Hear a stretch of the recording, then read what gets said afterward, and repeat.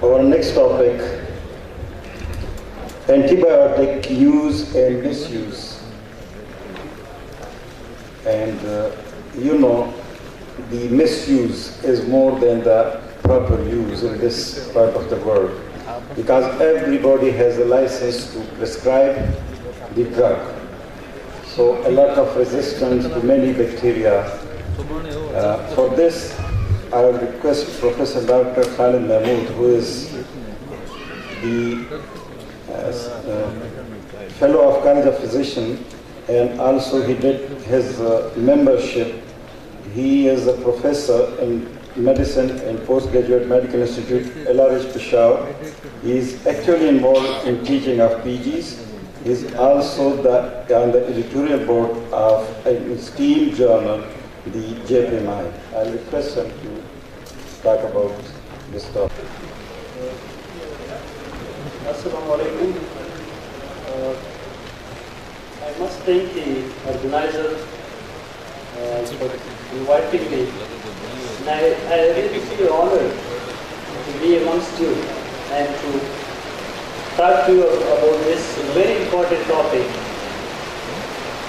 I hope the nature will be kind to me and I will convey my message across, because this is very good form, and I think it is really important, and it touches upon the core of the medical ethics, and I think the constitution of FEMA as well.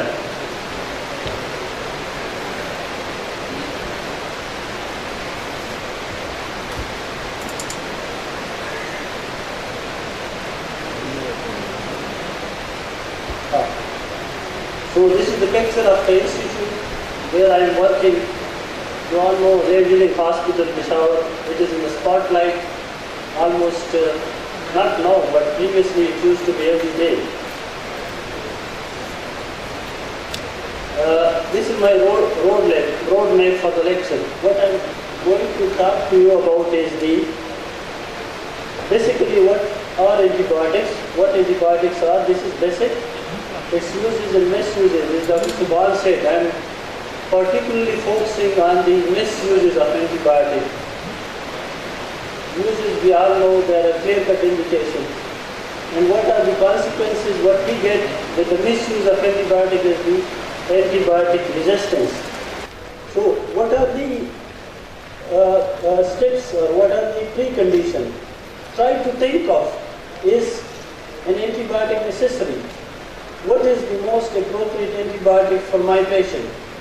What dose, frequency, route and duration of treatment should I give to my patient? Is the treatment going to be effective and proper monitoring? Because antibiotics are not placebo. They are going to put your patient in problem. So you must be monitoring your patient properly. And drug level are recommended for many of the antibiotics. Again, choice of regimen. Whether you want to use it orally or parenteral. Traditionally, we all know when there is a serious infection, we will go for parenteral antibiotic. And if there is a previous lack of response to broad spectrum oral antibiotic, we go for parenteral. But again, there are improved oral antibiotic available, and they can be used and they are very effective, and they have got very good and high yield tissue penetration. For certain infection, oral antibiotics are as good as parenteral. And again, there are many advantages of oral. It eliminates the risk of complication associated with intravascular line. We people are very fond of injecting. We give an injection intramuscularly IV without proper asepsis. With that, most of the time we'll end up in more problem.